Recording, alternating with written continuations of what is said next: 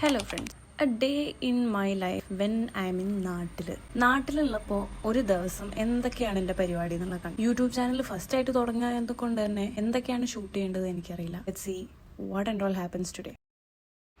ഒരു night shift ചെയ്യുന്ന ആളായതുകൊണ്ട് തന്നെ മോർണിംഗ് പേഴ്സൺ ആകുക എന്ന് പറയുന്നത് ഒരു ഇമ്പോസിബിൾ ആയിട്ടുള്ള കാര്യമാണ് എനിക്ക്. അതുകൊണ്ട് തന്നെ രാവിലെ 10 മണിക്ക് തന്നെ ഞാൻ എണീച്ചിട്ടുണ്ട്. അപ്പം നമ്മൾ ഇന്നത്തെ പരിപാടി എന്ന് പറയുന്നത്, സാധാരണ നമ്മളൊക്കെ നാട്ടിൽ വരുമ്പോൾ തിരിച്ചു പോകുന്നതിൻ്റെ മുന്നേ കുടുംബക്കാരെ ഒന്ന് ജസ്റ്റ് ഒന്ന് വിസിറ്റ് ചെയ്ത് വരൂലേ, അവരുടെ ഒരു സമാധാനത്തിനും പിന്നെ നമ്മളൊരു സമാധാനത്തിനും. പിന്നെ കുറേ കാലം കഴിഞ്ഞാലേ തിരിച്ചു വരാൻ പറ്റൂ, ഫാമിലി ഫ്രണ്ട്സിനൊക്കെ ഒന്ന് മീറ്റ് ചെയ്തിട്ട് വരാം. അതെ ഗൈസ്, ഞാൻ വർക്ക് ചെയ്യുന്ന ബാംഗ്ലൂരാണ്. ഒരു വെക്കേഷൻ കിട്ടിയപ്പോൾ ചാടി കയറി നാട്ടിലേക്ക് വന്നതാണ്. ഇനിയിപ്പോൾ 2 ദിവസം കഴിഞ്ഞാൽ തിരിച്ച് ബാംഗ്ലൂരേക്ക്. നാട്ടിൽ നിന്ന് തിരിച്ചു പോകുന്ന കാര്യം പറയുമ്പം എന്താ അറിയില്ല, ഒരു വിഷമം പോലെ. അതൊക്കെ പോട്ടെ. അപ്പോൾ കുടുംബക്കാരെ കാണാൻ പോകാനുള്ള ഒരുക്കത്തിലാണ് ഞാൻ. നാച്ചുറൽ ബ്ലഷും കൂടി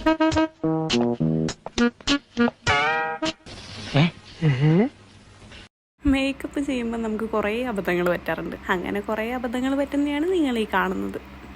എന്തായാലും എല്ലാവരും മേക്കപ്പ് ചെയ്യുമ്പം കുറേ അബദ്ധങ്ങളൊക്കെ പറ്റിയിട്ടാണ് ഇപ്പോൾ ഒരു ഫൈനൽ ലുക്ക് കിട്ടുന്നത്, അല്ലേ?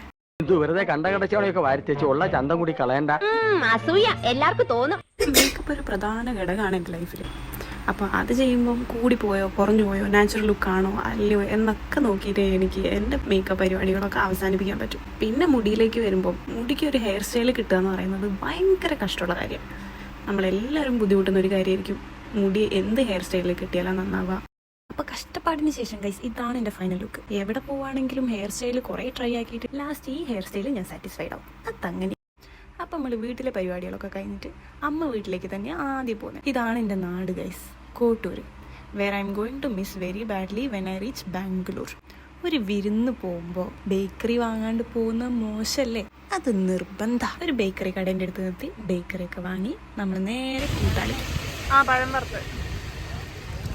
ഇതാണ് പഴം വറുത്തത്.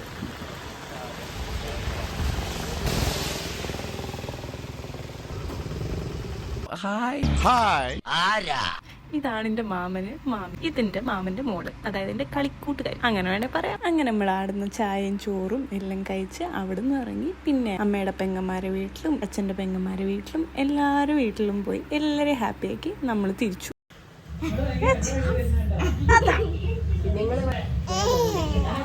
അങ്ങനെ എല്ലാവരുടെയും പോയി ഒരു ലോങ് ഡേ കഴിഞ്ഞ പോലെ എനിക്ക് തോന്നി.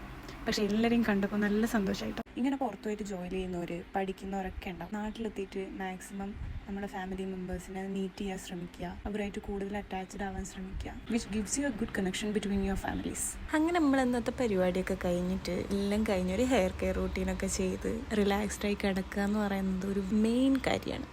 പിന്നെന്താ, ഇഷ്ടപ്പെട്ടാൽ പിന്നെ ലൈക്ക് ചെയ്യണമല്ലോ, മാക്സിമം ഷെയർ ചെയ്യുക, സബ്സ്ക്രൈബ് ചെയ്യുക. This was just A short video off day in my life. അപ്പോൾ മാക്സിമം സപ്പോർട്ട് ചെയ്യുക. ഇതിലും നല്ല നല്ല വീഡിയോസ് ഇനിയും വരുന്നതായിരിക്കും. വേറെന്താ, എന്നാ നിങ്ങൾ പൊളിക്കും.